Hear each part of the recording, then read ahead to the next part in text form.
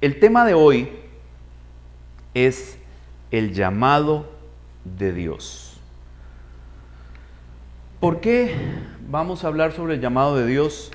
Porque yo sé que hay muchas personas que están pasando por eso y hay muchas personas aquí que van a pasar por eso. Lo estoy diciendo de manera profética, porque yo sé que Dios no me va a poner a hablar de una cosa de estas solo para mí o para 2 o 3 personas de la iglesia. No, este tema es para todos. Porque Él entiende, porque Él sabe que de los que están aquí, que aún no han experimentado tal vez ese llamado, ¿ok? Todavía no lo han vivido, en algún momento lo van a vivir. Y probablemente se van a enfrentar con los mismos conflictos, con las mismas situaciones que los personajes que iremos viendo a lo largo de este tema se enfrentaron. Las mismas situaciones, las mismas circunstancias en las que usted y en las que yo probablemente no estamos tan de acuerdo con la decisión de Dios. Amén. Entonces vamos a empezar hablando de alguien que recibió un llamado muy raro. ¿Correcto? Hermano Henry, usted trabaja en construcción, ¿cierto?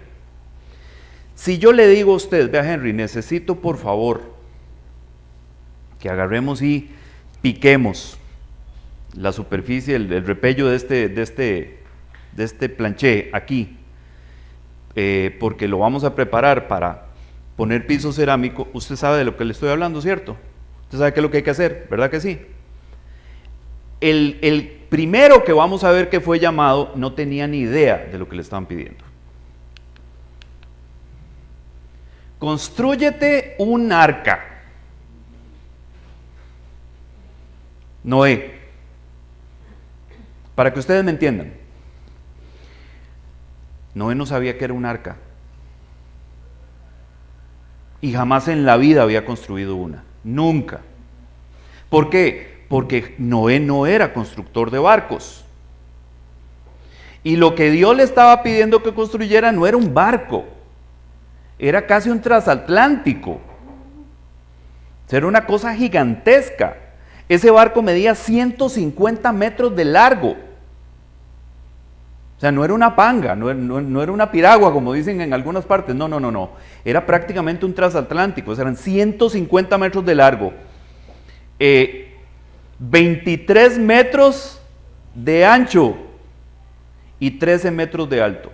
Una cosa gigantesca. ¿Ok? Y ve lo que le dice el Señor en Génesis capítulo 6, versículos 13 y 14.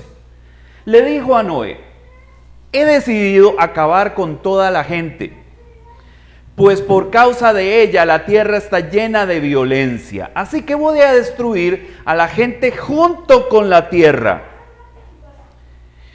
Y después le dice: constrúyete un arca de madera resinosa, hazle compartimientos y cúbrela con brea por dentro y por fuera. Primero le dice: ok, aquí tenemos una situación, vamos a ver, yo ya analicé qué es lo que está pasando con esta humanidad que hay ahorita y la verdad es que no me gusta. Entonces tomé una decisión, voy a terminar con todos. Otras versiones de la Biblia dice: voy a anegarlos en agua, o sea, los voy a inundar. Porque la tierra está llena de violencia por causa de la gente, por causa de la humanidad. Entonces voy a arrasar con todo.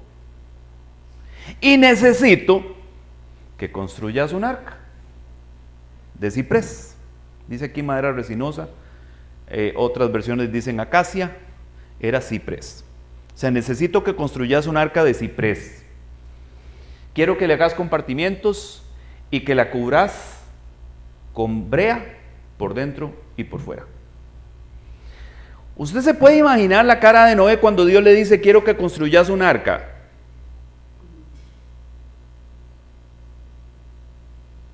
Es que Noé no era constructor de arcas. Él no se dedicaba a eso. Entonces lo que Dios le está pidiendo es una cosa bastante rara. O sea, Él quiere que yo construya un arca. Para empezar, ¿qué es un arca? ¿Por qué? Porque si hubiera habido algo similar en aquella época, simple y sencillamente le dice, anda donde fulano, que es el dueño del arca, decirle que en cuanto te la vende, yo te doy la plata, vos la compras y metes los animales ahí. No existía nada parecido. Lo que Dios le dice a Noé es, tenés que construirlo desde cero. Yo puedo imaginarme todas las cosas que pasan por la mente de Noé en ese momento. O sea, yo no construyo arcas. No sé cómo se hace eso. Cuando le dijo las dimensiones de ese aparato, dijo, pero esto es enorme. Esto es gigantesco. ¿Cómo voy a hacer yo para construir eso? Y encima de todo empieza a hablarle a la gente sobre lo que va a pasar y ninguno le da bola. Entonces no consigue socios que se apunten con él en el tema de la construcción del arca. O sea, le toca solo, en resumen, él y los hijos, nada más. Imagino que las nueras ayudaron, etcétera. Pero bueno, estamos hablando de, digamos que todos participaron. Estamos hablando de 8 personas para construir un transatlántico chiquitico, de madera. No estaba fácil. Pero ¿qué es lo que Noé hace? Le dice, no, señor, ¿usted ha visto la película el regreso del Todopoderoso? La 2. Donde le dice a Evan Baxter, que es como se llama el congresista, ¿verdad?, que construye un arca y le manda la madera y le manda un montón de cosas. ¿Y qué es lo que hace el tipo? No. No, no, no y no. No hay forma de que yo vaya a hacer eso. Le mandó la madera, le mandó los planos, le mandó la caja con las herramientas, ¿verdad? Supuestamente para que hiciera la construcción del arca, y el tipo en todo momento dice no. Usted en alguna parte de la historia de Noé, usted lo ve diciendo no. En ninguna parte. O sea, Noé escucha la voz de Dios. Dios le dice, quiero que construyas un arca, quiero que la hagas de ciprés. A Noé no le mandaron los camiones con la madera cortada, como en la película, ¿verdad? Que le mandan camiones de camiones, toda la madera cortada y se la dejan al puro frente donde tiene que construir el arca. O sea, no. Él tenía que ir a conseguir los árboles, tenía que aserrarlos, tenía que derramarlos, tenía que hacer los tablones. O sea, era la obra de eso era colosal. ¿Alguien sabe cuántos años tardó Noé en construir el arca? ¿Cuántos? A ver, ¿alguien sabe? No. Noé tenía, Sem, que era el mayor, tenía 40 años cuando empezaron con la construcción. Y la Biblia dice que Sem tenía 100 años cuando entró en el arca. O sea que estuvieron 60 años construyendo el transatlántico. 60 años. No estamos hablando de un proyectito a 2, 3, 4, 5, no, 60 años en un proyecto colosal, porque había que ir a traer los árboles, había que aserrarlos, había que hacer los tablones, o sea, fueron 60 años de trabajo. Y aparte de eso queda poco personal. ¿Y con 8? 60 años demoraron haciendo el arca. Pero usted no ve en ninguna parte de la historia a Noé diciendo no, refunfuñando, diciendo es que estoy demasiado viejo. ¿Cuántos años tenía Noé? ¿Cuántos? A ver, ¿cuántos Noé?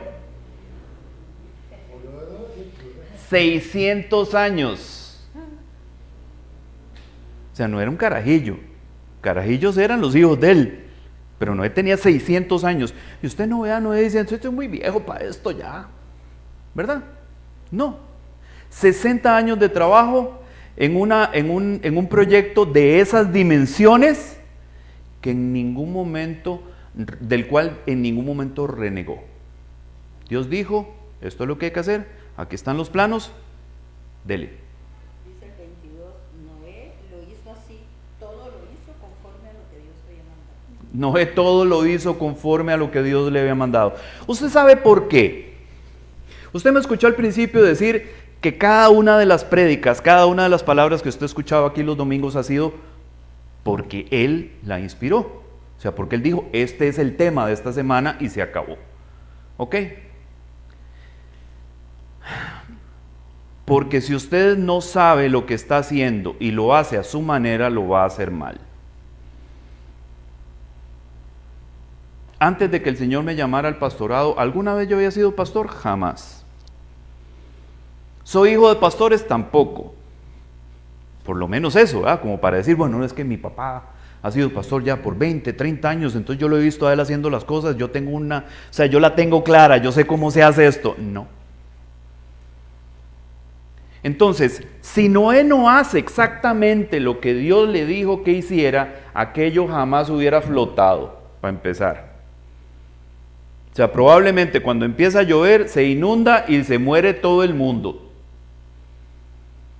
Pero Dios le dijo exactamente a Noé que era lo que tenía que hacer y Noé lo hizo exacto como Dios le dijo que lo hiciera y el plan prosperó y el proyecto que Dios tenía y que iba a hacer a través de Noé funcionó exactamente como Dios lo había previsto. Porque Noé hizo las cosas como Dios le dijo, no como él quería. Y a veces ese es el problema con el tema del llamado. Nos encanta la idea y estamos tan emocionados por hacerlo que lo hacemos como nosotros queremos, no como Él dice. Y ahí hay que parar. Y ahí hay que entender que el jefe del proyecto es Dios, no es usted. Y que el dueño de la empresa que se está realizando es Dios, no es usted. Entonces, si el coordinador del proyecto es Él y la empresa es de Él, hágalo a la forma de Él. Cuando el Señor nos llamó a nosotros a plantar esta obra, yo le dije, Señor, a mí no me dejes hacer nada, no me dejes ni siquiera opinar. Yo necesito que me hables clarito y siempre, porque el día que vos dejes de hablarme, yo voy a hacer las cosas a mi manera y ese día voy a meter las patas hasta aquí. ¿Ok? Entonces, ese es el primer acercamiento al llamado. ¿Usted sabe quién lo está llamando? ¿Tenía duda Noé de quién era el que le estaba hablando? Parece que no. Él tenía muy claro que solo a Dios se le podía ocurrir una cosa de esas, ¿verdad? O sea, a nadie más. ¿A quién se le iba a ocurrir en un lugar donde jamás había caído agua del cielo hacer un barco de esas dimensiones porque todo aquello se iba a inundar? O sea, eso es una diosada. Solo a Dios se le puede ocurrir una cosa de esas. ¿Correcto? Bien, seguimos. Te enviaré a Faraón. ¿A quién le suena a ustedes ese? Te enviaré a Faraón. Moisés. Éxodo capítulo 3, versículos del 4 al 11, dice, cuando el Señor vio que él se acercaba para mirar, Dios lo llamó de en medio de la zarza y dijo, Moisés, Moisés. Y él respondió, heme aquí. Voy a hacerles un poquito de contexto. Moisés está en el desierto, está pastoreando las ovejas de Jetro, ¿ok? Y en medio de su labor pastoral, él ve un arbusto, una zarza, que es un arbusto más o menos como de este tamaño, no es una cosa demasiado grande, y él ve la zarza esa en llamas. Probablemente él dice, bueno, tal vez cayó un rayo o alguna cosa así, yo no lo he oído, no lo he visto, pero no sé, esta vaina está ardiendo. Entonces lo que hace es que se acerca a ver. ¿Por qué? Porque era raro, tenía rato de estar ardiendo la zarza y no se quemaba. Y a Moisés le parece muy raro que un árbol no se queme con fuego. Entonces él se acerca a ver qué es lo que está pasando. La curiosidad, ¿verdad? Y entonces cuando él curiosamente se acerca, escucha la voz de Dios donde le habla y le dice, Moisés, Moisés. Y él responde, heme aquí, aquí estoy. Entonces él dijo, no te acerques aquí. Quítate las sandalias de los pies, porque el lugar donde estás parado es tierra santa. Y añadió: yo soy el Dios de tu padre, el Dios de Abraham, el Dios de Isaac y el Dios de Jacob. Entonces Moisés cubrió su rostro porque tenía temor de mirar a Dios.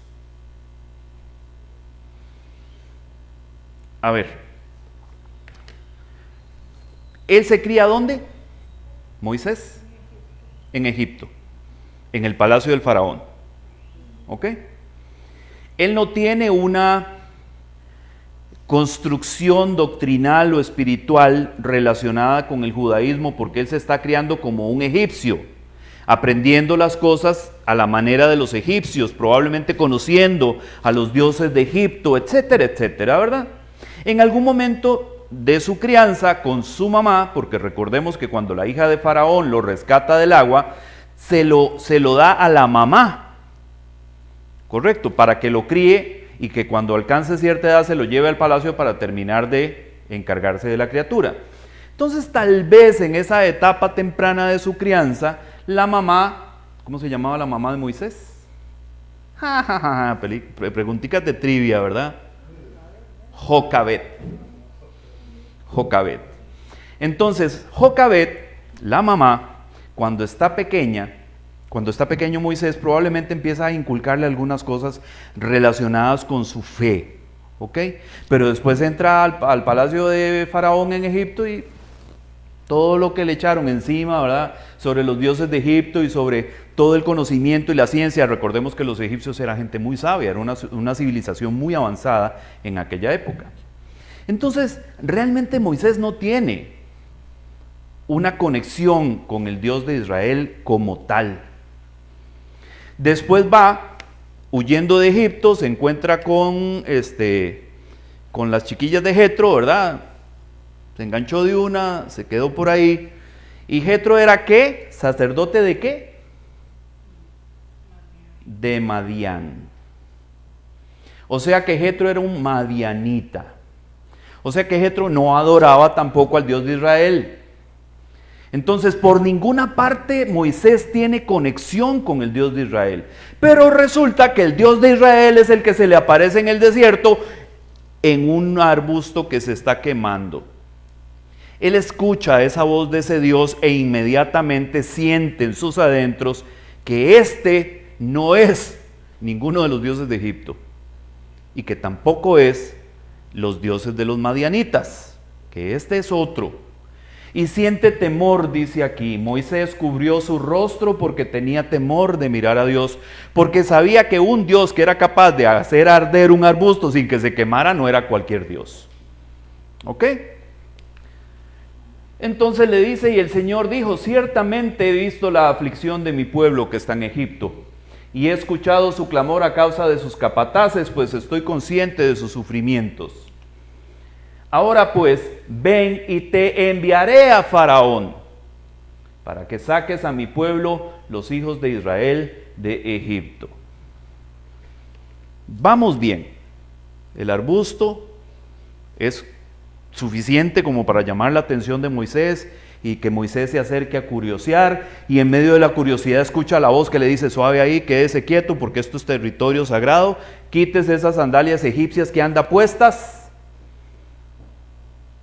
porque esto es lugar santo.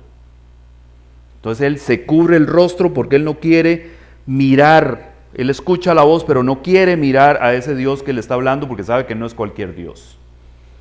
Y después le dice: ¿sabes qué es lo que pasa, Moisés? Lo que pasa es que he escuchado la aflicción de mi pueblo que está metido en Egipto, que está trabajando de manera forzada, que los egipcios están ahora maltratándolos y haciéndolos pasar mal, y los voy a sacar de ahí. Y te voy a enviar a Faraón para que lo saques vos de Egipto. Y vea lo que dice Moisés. Pero Moisés dijo a Dios: ¿quién soy yo para ir a Faraón y sacar a los hijos de Israel de Egipto? ¿Quién era Moisés con relación a Faraón? Era un príncipe de Egipto. Era hijo de la hija de Faraón.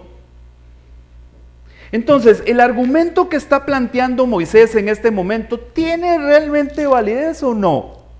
Porque él se está presentando a sí mismo como si yo nada que ver con esa gente. No, papadito, es que usted sí tiene que ver con esa gente. O sea, usted se crió con el que es actualmente el faraón. Estuvieron juntos en el mismo palacio. Así que usted no es un extraño. Usted es alguien conocido ahí. Entonces, yo no voy a agarrar a un hebreo común y silvestre e ir a meterlo al palacio del faraón, porque ¿qué es lo que va a pasar con este? Lo van a matar. Lo aplastan como una cucaracha. Un hebreo. Estos son sirvientes nuestros. ¿Qué viene este a decirme nada a mí? Pero el que va no es un sirviente, ni alguien cualquiera. Es un familiar del faraón. Entonces, en este momento Moisés está poniendo una excusa, ¿sí o no? ¿Quién soy yo? ¿Quién sos vos? ¿El primo de faraón? ¿O es que no entendés que yo tengo claro cuál es la relación que vos tenés con el palacio del faraón en Egipto? Por supuesto que yo tengo claro cuál es la relación. Por eso te estoy escogiendo a vos y por eso te estoy mandando a vos. Y después le pone un montón de excusas, es que yo no sé hablar, es que yo no puedo, es que, ¿verdad? Hasta que Dios se enoja y le dice, a ver, Moisés, ¿y quién le puso la boca al hombre si no soy yo? Y si vos tenés problemas para hablar, entonces ahí está tu hermano Aarón, que ese sí puede hablar. A mí no me vengas con esa historia de que no vas a ir, porque yo no te estoy preguntando si querés. No es opcional. O en algún momento usted ve durante el relato que Dios le dice, ¿y vos quisieras ir? No. En ninguna parte le dice, ¿vos querés? No, no le está diciendo querés, no, te voy a mandar. Eso es todo. Y él empieza con las excusas y con no puedo y con no quiero y con... Hasta que Dios ya se enoja y le dice, no, un momento, Moisés. Yo soy el que le puso la boca al hombre. O sea, ¿vos qué crees? ¿Que yo no te puedo poner a hablar fluidamente? Por supuesto que sí. Y si el problema es ese, ahí está Aarón tu hermano. Así que no me vengas con esa historia y no te estoy preguntando si querés ir. Vos vas para Egipto a presentarte delante de Faraón.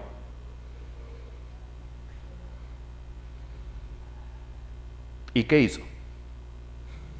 Fue para Egipto a presentarse delante de Faraón. Y lo hizo un montón de veces, hasta que hubo un momento en que Faraón literalmente lo quería desaparecer. ¿Por qué no lo hizo? ¿Por qué creen ustedes que Faraón no tocó a Moisés? ¿Porque era familiar de él? Tal vez al principio respetó de que eran familia, pero ya después cuando Faraón le llegó el agua aquí, ya no le importaba si era su primastro o no. ¿Por qué no lo tocó? ¿Qué creen ustedes? ¿Por qué Faraón no toca a Moisés? ¿Por qué Faraón no intenta ni siquiera detener a Moisés o encarcelarlo? ¿Por qué?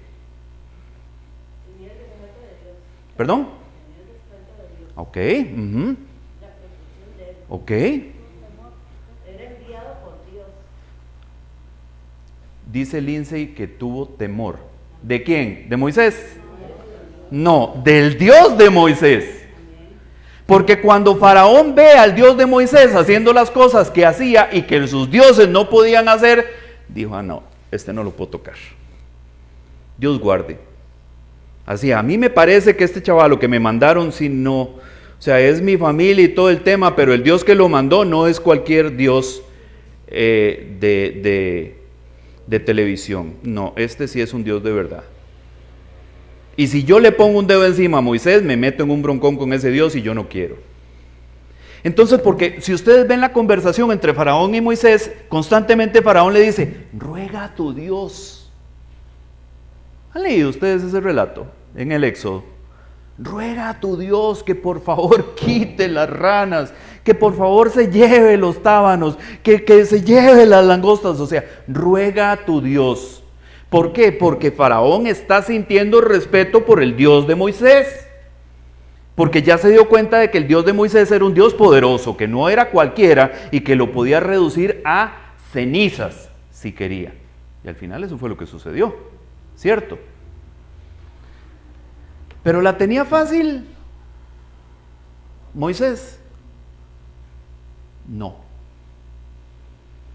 Porque Moisés no sabía que Faraón no le iba a poner un dedo encima, pero yo me imagino que Moisés tenía temor de que Faraón sí de verdad lo agarrara y lo encarcelara o le cobrara la vida de aquel egipcio que había matado por defender a unos hebreos que estaban siendo maltratados, porque era un delito. Él había cometido un delito y entonces Moisés dice: yo no puedo volver a Egipto, me van a meter al Tao.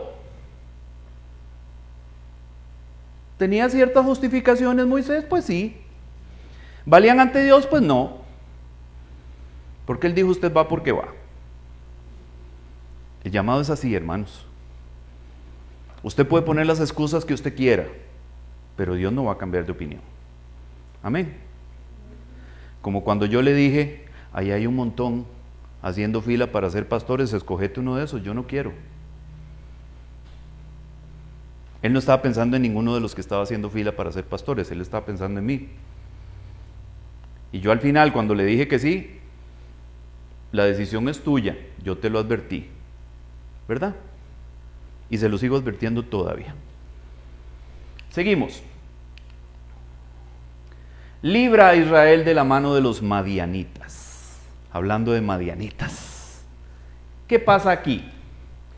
Jueces capítulo 6, versículos 11 al 15.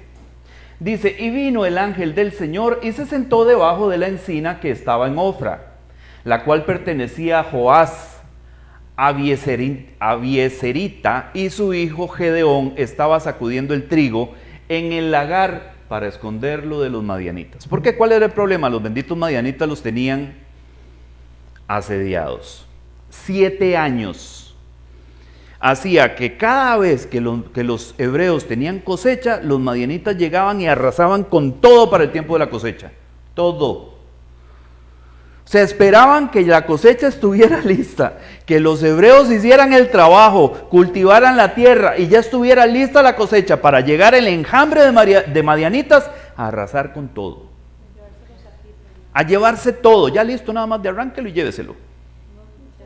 Cuidado, yo no sé, de pronto y hasta, sí, porque aquí dice que estaba escondiendo el trigo, eso significa que ya ellos inclusive habían cosechado. O sea, nada más llegaban, los invadían, se llevaban la cosecha. Y ¿sabe qué era lo peor? Que dice la palabra en el libro de Jueces, que lo que no se podían llevar lo quemaban, lo destruían.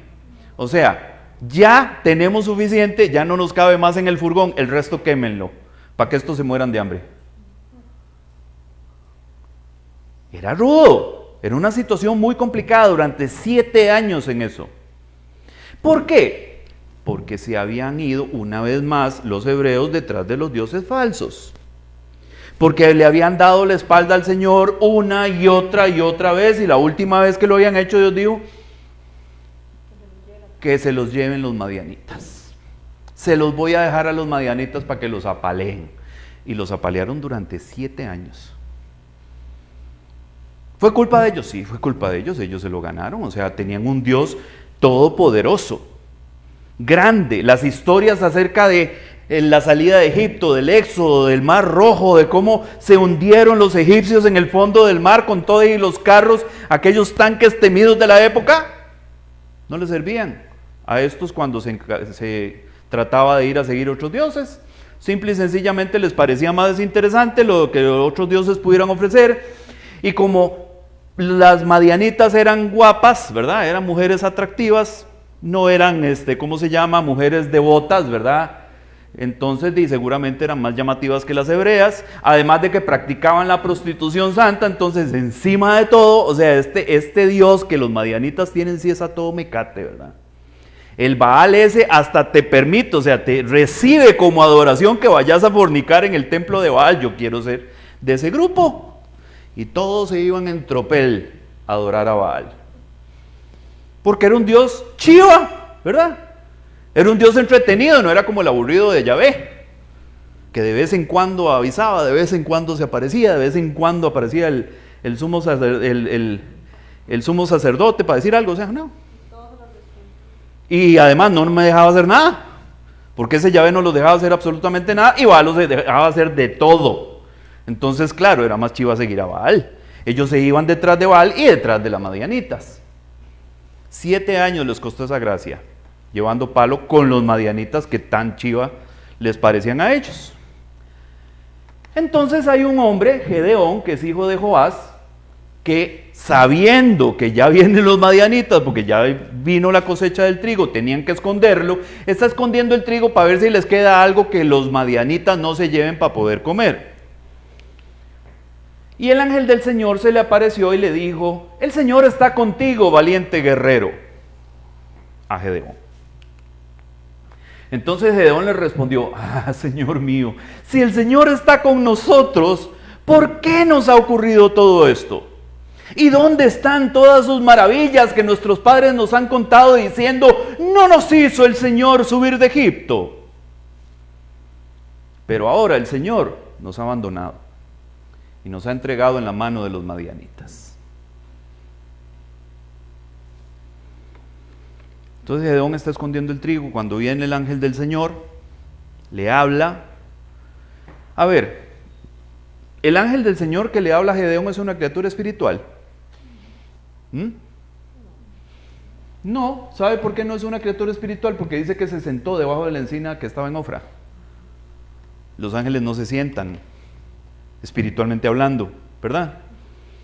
O sea, era un enviado, un mensajero de Dios que materializa un cuerpo y se sienta debajo de un árbol, y cuando ve a Gedeón le habla y le dice: el Señor está contigo, valiente guerrero. Y yo me imagino a Gedeón: ¿yo? ¿Me estás hablando a mí? Valiente guerrero yo. Y decime una cosa, y si es cierto que el Señor está conmigo y que el Señor está con nosotros, ¿por qué llevamos 7 años? ¿Por qué nosotros tenemos 7 años llevando palo con los madianitas? ¿Dónde está? Ojo lo que pregunta Gedeón. Ojo lo que pregunta Gedeón. ¿Dónde están todas sus maravillas que nuestros padres nos han contado diciendo: no nos hizo el Señor subir de Egipto? Claro, a Gedeón le habían contado todas las historias acerca de ese Dios, de ese Yahvé que caminaba con ellos en el desierto y que tenía una columna de nube y una columna de fuego, y cómo los hizo pasar a través del Mar Rojo y toda esa historia. Entonces Gedeón dice: bueno, ¿y qué se hizo ese? Porque parece que se nos dejó tirados, parece que se nos abandonó. O sea, si es un Dios tan poderoso, ojo, vean ustedes lo que Gedeón está diciendo. Trate de ir más allá de lo que dice el texto. Gedeón está cuestionando ese Dios que ese ángel está diciendo que está con ellos. O sea, ¿cómo es que está con ellos y nosotros estamos aquí llevando palo? ¿Cómo es que está con nosotros y ahí están los madianitas que cada vez que hay cosecha vienen y nos dejan absolutamente sin nada y queman lo que no se puedan llevar? ¿Dónde está ese Dios?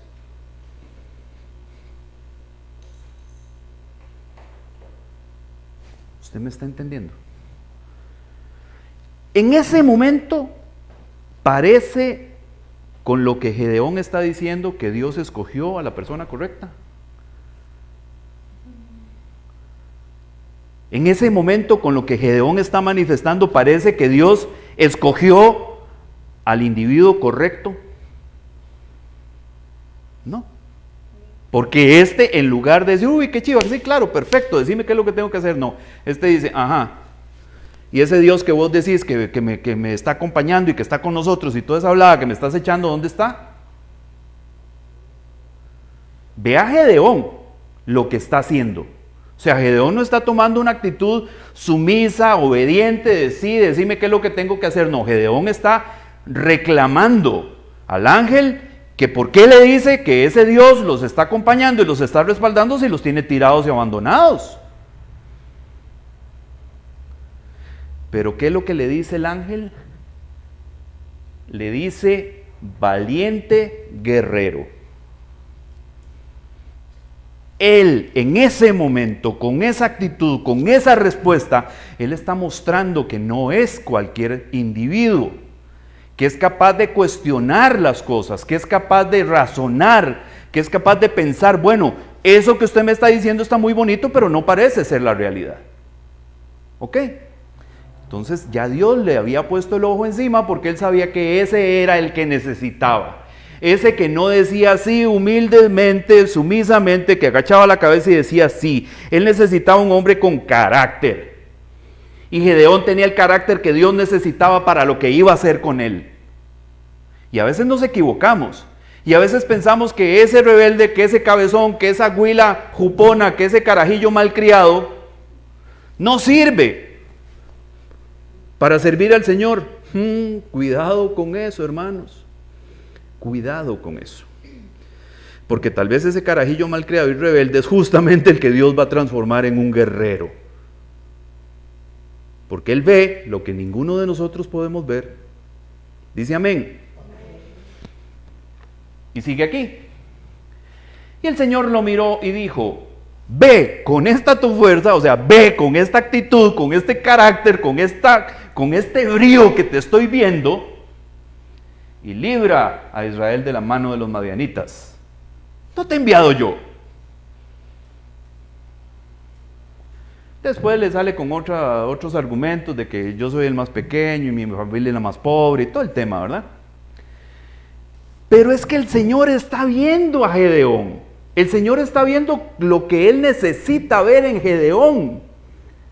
Una actitud de carácter, de valentía, de ser capaz de desafiar, de ser capaz de cuestionar, de decir esto no está bien, y usted me está diciendo que está bien. No, no está bien. Yo quiero que usted me diga cómo es que ese Dios del que me hablaron, que nos sacó de Egipto, ahora nos tiene tirados aquí. Dígamelo, explíquemelo. Ese era el que Dios quería que librara a Israel de los madianitas. Ese malcriado que no se quedó callado y que le reclamó al ángel del Señor. ¿Entienden? No nos equivoquemos, hermanos.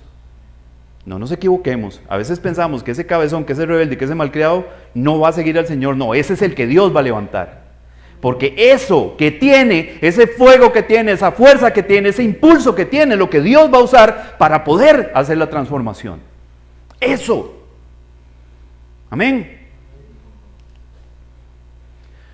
Bueno, ahí está. Dice, Señor, ¿cómo libraré a Israel? Es mi familia el más pobre, yo el más pequeño, etcétera, etcétera. ¿Ok? Yo os haré pescadores de hombres. Seguidme.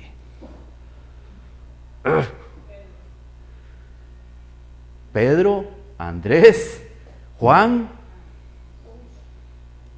y Santiago, los hijos de Zebedeo. Vea, Mateo capítulo 4, versículos 18 al 22.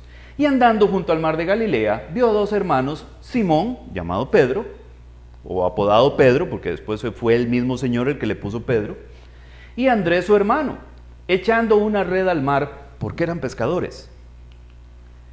Y les dijo: seguidme, y yo os haré pescadores de hombres.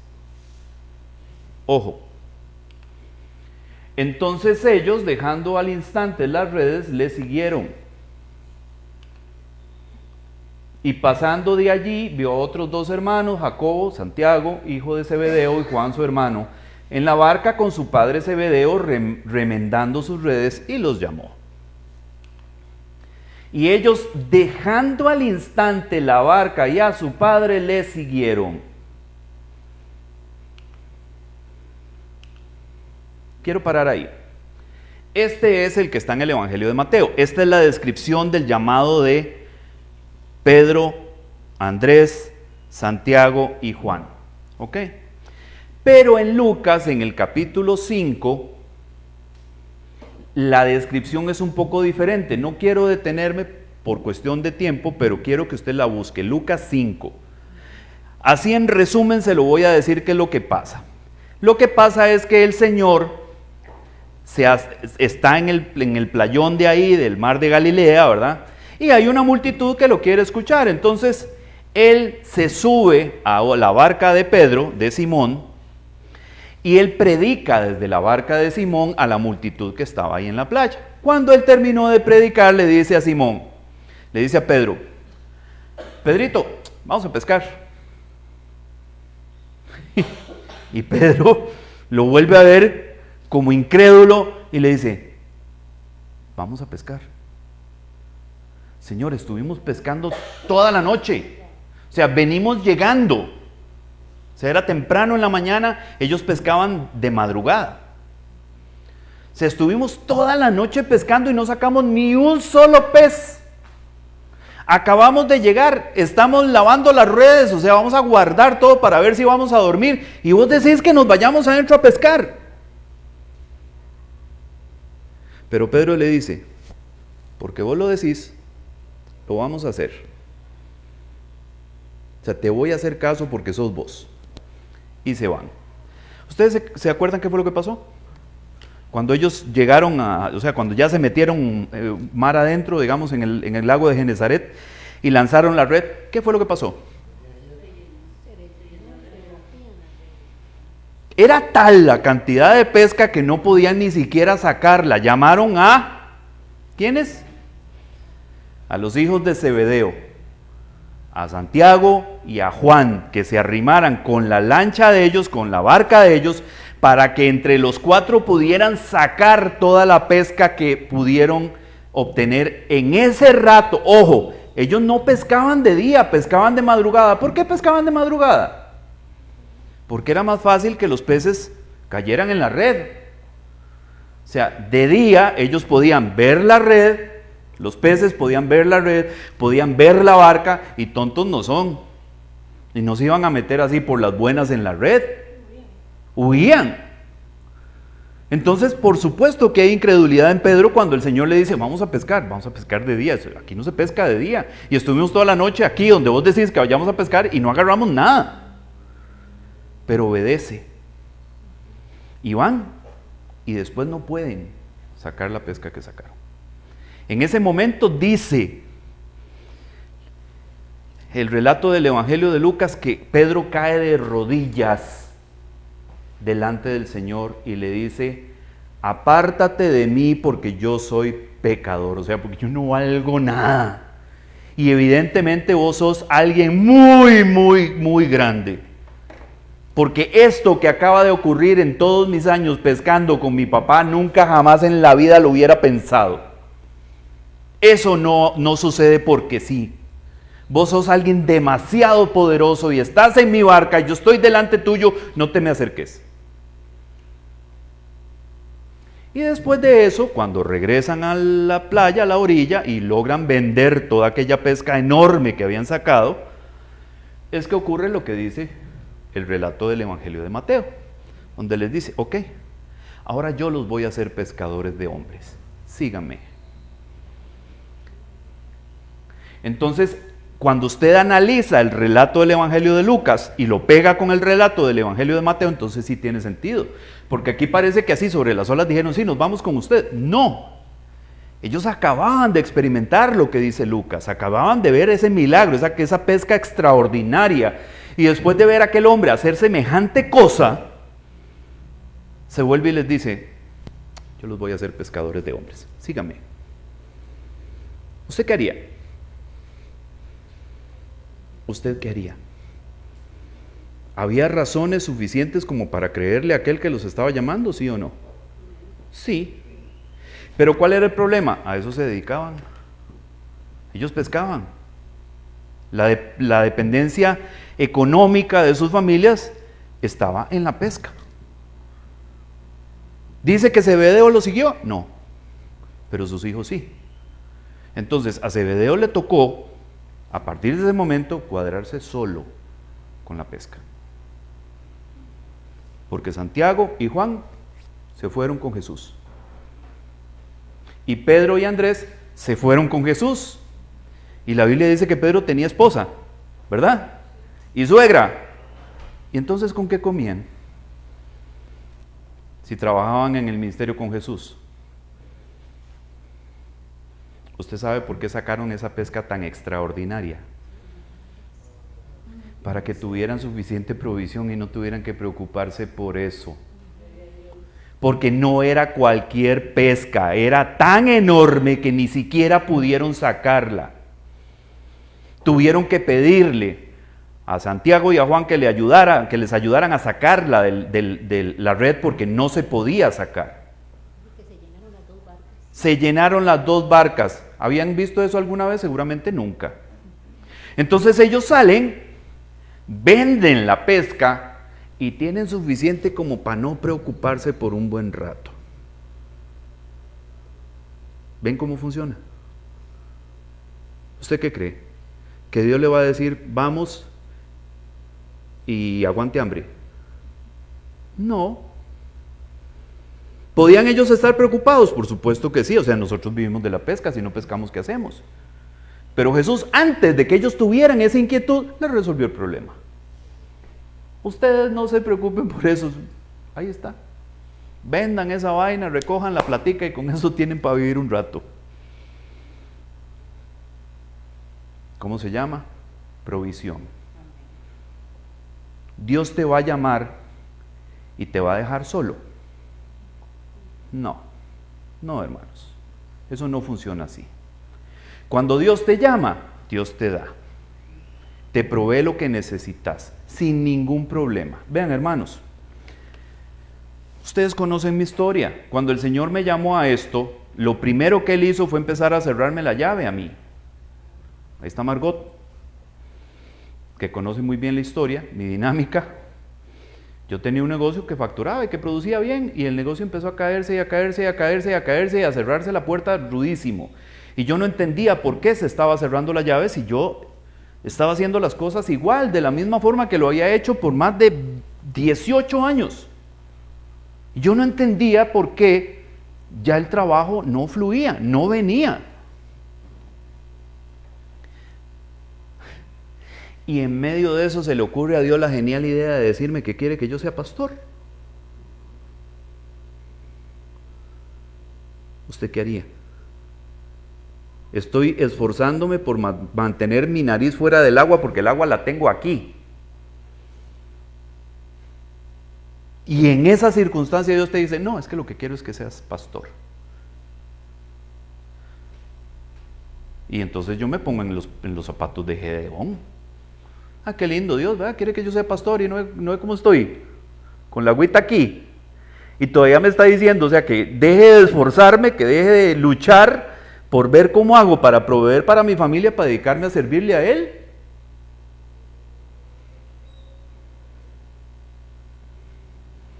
Y entonces, claro, yo me peleo con Él. Y ya cuando logro entender que no me voy a poder zafar, entonces empiezo a conversar con Él y decirle, bueno, está bien, ve, vamos a hacer una cosa. Está bien, voy a hacer lo que vos estás diciendo. Yo lo único que quiero es que me expliques cómo vamos a resolver algunos detalles. Detalles como cuáles. Yo tengo una familia que tengo que mantener. ¿Cómo la mantengo? O sea, porque vos querés que yo sea pastor, perfecto, pero ¿cómo mantengo a mi familia? Y no me estás poniendo a pastorear una iglesia de 200 personas, o sea, estamos hablando de 13 personas que fueron los que empezaron aquí, 13. Ahorita somos 20, llegamos a ser 30 y la pandemia hizo lo suyo, ¿ok? Ahorita somos 20, no están todos aquí hoy, pero somos 20.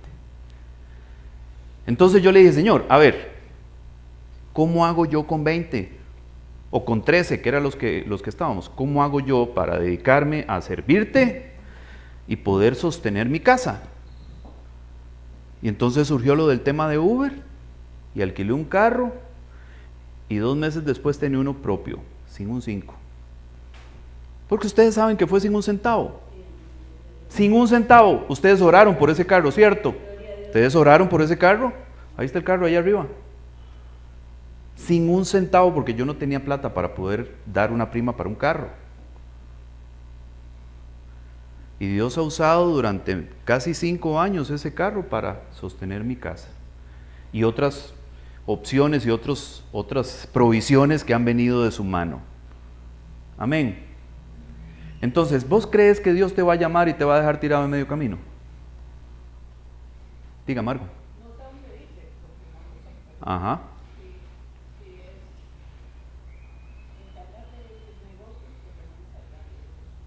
Ok.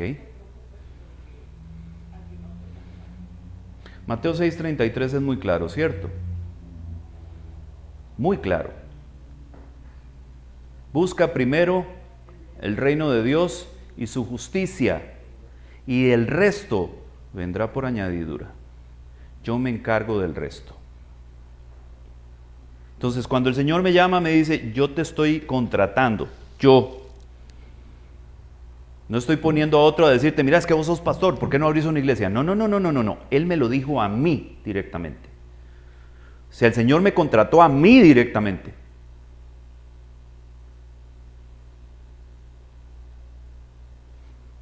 Yo te estoy contratando. Encárgate de lo mío y yo me encargo de lo tuyo. No te preocupes. Vean, hermanos, mi economía ha sido más estrecha, obviamente, desde entonces para acá. Pero cuando yo tenía una economía mejor, no podía hacer tantas cosas como puedo hacer ahora que mi economía es más reducida que la anterior.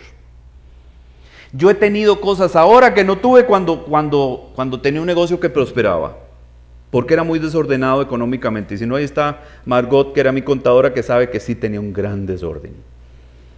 ¿Verdad? Entonces, Dios hace una transformación. O sea, no solamente me llama, sino que me dice que yo te voy a llamar, pero yo me voy a encargar de meterte en cintura. Y te voy a acomodar y te vas a dar cuenta que con lo que yo te voy a proveer vas a estar bien. Hermanos, yo he podido hacer cosas en mi casa que durante todos los años anteriores a mi llamado pastoral nunca pude hacer. Y las he hecho en este tiempo, con menos plata. Y usted dice, ¿cómo? Él. Porque Él ha abierto puertas, porque Él ha provisto de manera extraordinaria cosas que yo ni siquiera esperaba. ¿Por qué? Porque yo trabajo para Él.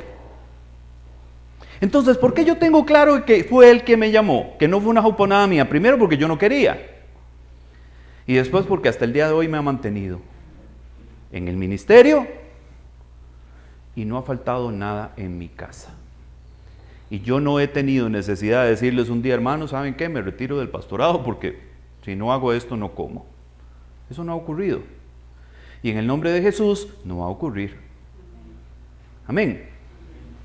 Entonces vea lo que hace Jesús con ellos. Primero les provee de manera extraordinaria para que ellos puedan seguirlo y no se preocupen por la plata, porque ya la plata estaba ahí. No se asuste cuando Dios lo llame. Él sabe lo que está haciendo y Él se va a encargar de todo, absolutamente de todo. Aunque usted no tenga mucha fe, aunque usted tenga cierta inquietud y mucha incertidumbre de lo que va a suceder, Él sabe lo que está haciendo. Amén. Lucas 5, 27 y 28 dice, después de esto Jesús salió y se fijó en un recaudador de impuestos llamado Leví, sentado en la oficina de los tributos, y le dijo, sígueme. Y él, dejándolo todo, se levantó y le seguía. ¿Usted sabe cuánta plata recogía Mateo? Era un montón de plata. Y entonces él le dice, ¿sabes qué? A partir de ahora me vas a seguir a mí, ya no vas a recaudar impuestos para Roma. Y él hace exactamente eso, deja de recaudar impuestos para Roma y se va a seguir a Jesús. Y la Biblia no dice, y esto es muy importante, la Biblia no dice que después de que Jesús regresó al cielo, Mateo volviera a la oficina de recaudación de impuestos. ¿Usted lo ha leído en alguna parte del Nuevo Testamento? No. Jesús lo llamó al ministerio. Jesús regresó al cielo, pero él se quedó en el ministerio. Pedro, Andrés y los hijos de Zebedeo intentaron regresar a la pesca. Recuerda, el Nuevo Testamento, los evangelios lo dicen, en el libro de los Hechos lo dice, que ellos intentaron regresar a la pesca. ¿Por qué? Porque parecía que todo había sido muy bonito, 3 años y medio geniales, pero el maestro se fue, se murió, y nosotros tenemos que seguir comiendo. Y entonces él va a donde están pescando, Jesús. ¿Hay algún pescado ahí que ustedes tengan para mí? No hemos sacado nada, echar la red a la derecha. ¡Pum! A la derecha y otra vez, y cuando Pedro ve eso dice, ¡es el Señor! Y sale corriendo a la playa a encontrarse con su maestro. ¿Usted está entendiendo, hermano? ¿Usted está entendiendo, hermana? Si Dios te llamó, Él te va a sostener. Y no te llamó para que fracases. Si Él te llamó, el éxito está asegurado. ¿Cuál éxito? El de Él, no el tuyo, ni el de los demás. Porque para muchas personas, este grupito que nosotros nos congregamos aquí, podría parecernos muy exitoso. En septiembre cumplimos 5 años ya de estar aquí y no somos ni 100. Es más, no somos ni 50. Y cualquiera diría, es un fracaso esa iglesia. Es un fracaso. No, no somos un fracaso. Porque estamos siguiendo el plan de Dios, no el mío. Tal vez con el mío la cosa hubiera sido diferente, pero ¿cuánto de lo que se hubiera crecido hubiera funcionado? Si hubiéramos dado un paso antes de la pandemia para ir a alquilar un local que hubiera pasado durante la pandemia, lo hubiéramos tenido que entregar y seguramente la iglesia ya no existiría. Sobrevivimos 2 años de pandemia aquí y Dios ha venido trayendo las personas de nuevo. Amén. Esto es de Él, no es mío. Y si Dios plantó esta iglesia va a quedar aquí. Y no es para que esto reviente de gente, porque si Él lo quiere hacer, lo hace. Esto es para que nosotros rebosemos en el Espíritu. Y para que cada uno de nosotros pueda ser un agente de transformación por lo que Dios está haciendo a través de esta iglesia en nosotros. No es para que llenemos esto, porque cuando Él quiera que se llene, se va a llenar. Ahorita es para que usted crezca y se fortalezca. Amén. Y tenga el potencial que necesita para hacer lo que Dios dice que sigue. ¿De acuerdo? ¿Qué debo hacer, Señor? Hechos 22 del 6 al 10 dice, y aconteció que cuando iba de camino, estando ya cerca de Damasco, como al mediodía, de repente una luz muy brillante fulguró desde el cielo a mi alrededor. Y caí al suelo y oí una voz que me decía, Saulo, Saulo, ¿por qué me persigues? Y respondí, ¿quién eres, Señor? Y él me dijo, yo soy Jesús el Nazareno, a quien tú persigues. Y los que estaban conmigo vieron la luz ciertamente, pero no comprendieron la voz del que me hablaba. Y yo le dije, ¿qué debo hacer, Señor? Y el Señor me dijo, levántate y entra a Damasco, y allí se te dirá todo lo que se ha ordenado que hagas. Saulo de Tarso, perseguidor de cristianos. De hecho, cuando iba en ese viaje para Damasco, iba con una misión del Sanedrín, detrás de unos cristianuchos de esos que él quería desarticular. Y en el camino se encuentra con el Señor que se le para enfrente y le dice, y una luz, un resplandor enorme que se le para enfrente, y una voz en medio de ese resplandor que le dice, Saulo, Saulo, ¿por qué me persigues? Y Pablo responde, ¿y quién eres? Soy yo, Jesús, al que estás persiguiendo. Y en ese momento se da cuenta de que todo lo que aquellos locos cristianos que él andaba persiguiendo decían era cierto. Y como decimos nosotros en buen tico, y le cae la peseta, ¿verdad? En ese momento. Él no empieza a pelear con sus preconceptos. Él, en el momento en que se convence de que es Jesús el que está enfrente de él, hablándole y diciéndole, metiéndole conciencia de que lo deje de perseguir, él dice, bueno, ¿y qué tengo que hacer? Y entonces le dice, ok, levántate, entra a Damasco y ahí se te va a decir qué es lo que tenés que hacer. Y se encuentra con Ananías y Ananías le devuelve la visión y ya ustedes conocen esa historia. Entonces, ante el llamado de Dios, cuando el Señor nos llama, cuando usted está seguro, convencido de que esa es la voz de Dios que le está diciendo, esto es lo que, quiero que trabajes para mí, quiero que me sirvas. ¿Cuál sería la pregunta? ¿Nos serviría esta? ¿Qué debo hacer, Señor? ¿Vos querés que te sirva? ¿Cómo? Decime qué es lo que tengo que hacer y yo lo voy a hacer. Tal vez usted no sepa. Tal vez este nuevo desafío le está superando y usted tenga temor en su interior de decir, ¿y ahora qué hago? ¿Y cómo lo hago? Y yo de esto no sé nada. Pero la actitud suya es la que determina el éxito. No me gusta hacer esto, pero quiero hacer una observación con respecto a mi hermana Eliette. ¿Ok? Mi hermana Eliet tiene muchos años de servir al Señor. 30 y pico, ¿verdad? 36 años de seguir al Señor. 36 años.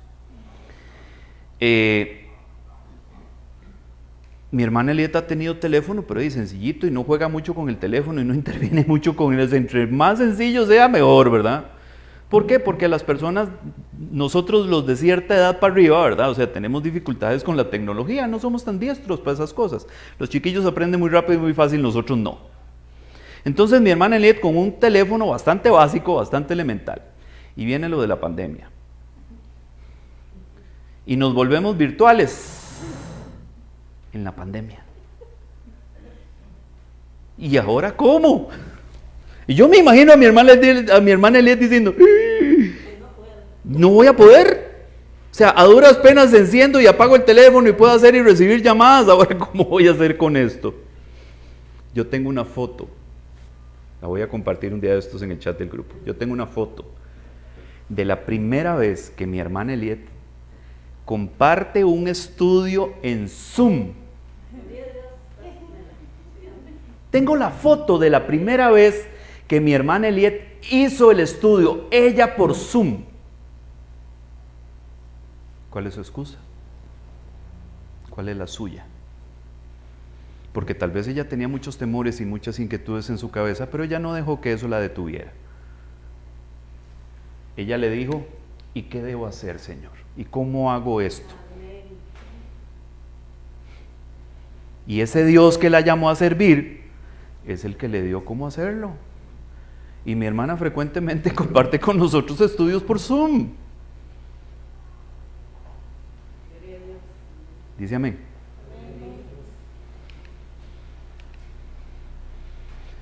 Permíteme que vaya primero y las excusas, rápidamente para terminar con esto. Mateo 8, 21 al 23 dice, otro de los discípulos le dijo, Señor, permíteme que vaya primero y entierre a mi padre. Pero Jesús le dijo, sígueme y deja que los muertos entierren a sus muertos. ¿Por qué? Porque el Señor lo estaba llamando y entonces él dice, mira, sí, muy bonito, me parece muy, muy interesante esto de seguirte a vos, pero dame chance primero de que vaya y entierre a mis papás, o sea, que mis viejitos se mueran, ¿verdad? Entonces cuando mis viejitos se mueran, yo vengo y te sigo. Y Jesús le dice, seguime y deja que los muertos entierren a sus muertos, o sea, lo que te estoy ofreciendo es vida eterna, y tal vez de la vida que vos adquirás, o sea, le puedas compartir a tus padres y se vayan a una esperanza de eternidad conmigo, y te están negando la oportunidad a vos y le estás negando la oportunidad a tus padres que en este momento están muertos, porque aunque no se hayan muerto, están muertos, en sus delitos y pecados están muertos, y vos me estás diciendo, no, pero déjame ir a enterrarlos primero, cerrándote la oportunidad a vos y la oportunidad a ellos. Porque cuando se quieren poner excusas se puede. Amén. Cuando entró Jesús en la barca, sus discípulos le siguieron. Dice 18, 22 y 23 de Lucas. Cuando Jesús oyó esto le dijo, te falta todavía una cosa. Vende todo lo que tienes, reparte entre los pobres y tendrás tesoro en los cielos, y ven, sígueme. Pero al oír esto se puso muy triste porque era sumamente rico. ¿Qué lo detuvo? Todo el metal que tenía alrededor, todo lo material. ¿Por qué? Porque para él lo material era más importante que dejar todo, repartirle a los pobres y seguir a Jesús. ¿Qué lo ata a usted? ¿Qué me ata a mí? Mi necesidad de levantar el negocio que tenía a toda costa. Porque lo intenté, ¿verdad que sí? Hasta el cansancio. Cada vez que yo intentaba algo nuevo para que el negocio levantara, se venía al suelo. Hermanos, compré una hidrolavadora para dedicarme a lavar rótulos como parte del servicio, innovando el servicio que daba en mi negocio. ¿Y se robaron la hidrolavadora? No, hermano, no, es que, o sea, no solamente se la robaron, o sea, si se la roban del carro uno dice, bueno, sí, el carro quedó mal puesto y alguien llegó, la vio y se la llevó. No, estaba al frente de mi casa la hidrolavadora. A las 2 de la tarde, alguien entró por el portón principal, bajó todo este trayecto, cruzó ese portón que yo no sé por qué estaba abierto, se fue hasta adentro, al frente de mi casa, cogió la hidrolavadora y salió caminando de aquí con la hidrolavadora rodando. Y usted dice, ¿qué? Sí. Y mi esposa diciéndome, ¿y ahora qué vamos a hacer? Juega la denuncia, ¿y por qué? ¿Qué le digo yo? No. Le digo, no, ¿sabes qué estoy entendiendo? Que Él hizo esto. Que Él permitió esto. ¿Por qué? Porque no quiere que me desenfoque. Y esto me desenfoca. Y si yo paso desesperado pensando en cómo voy a hacer para generar ingresos, entonces me voy a desenfocar de lo que Él quiere que yo haga. Entonces Él permitió que se la llevaran. Porque lo intenté un montón de veces, hermanos. Hasta que dije, ok, lo voy a hacer a tu manera. Aquí las cosas se hacen como vos digas. Y lo material no me va a impedir seguirte. Y hasta el día de hoy no me ha faltado. No he recordado chorizo, como dice mi mamá, pero no me ha faltado lo necesario para vivir. Y he podido hacer cosas que antes no podía. Amén. Entonces lo material no puede ser la atadura, lo material no puede ser el lastre, no puede ser el grillete que te impida servirle al Señor, porque de lo material tuyo Él se va a encargar, te lo puedo asegurar, lo digo por experiencia propia. Amén. Mateo 22:14, porque muchos son llamados, pero pocos escogidos. ¿Cierto?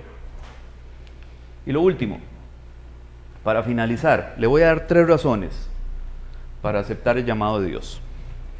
Ponga atención, anótelas, grábelas. Mateo 22:14, porque muchos son llamados, pocos los escogidos. Primera razón. Si a usted lo llamaron para seguir a Jesús, usted es un privilegiado, porque no todos son llamados. Muchos son llamados, pero no todos. Y de los llamados, no todos son escogidos. ¿Sí me está entendiendo? Entonces, si el Señor le está llamando a usted y le está invitando a ser parte del proyecto, si Dios le está invitando a ser parte del reino de los cielos, acá en la tierra, si el Señor le está invitando a ser socio del reino de Dios,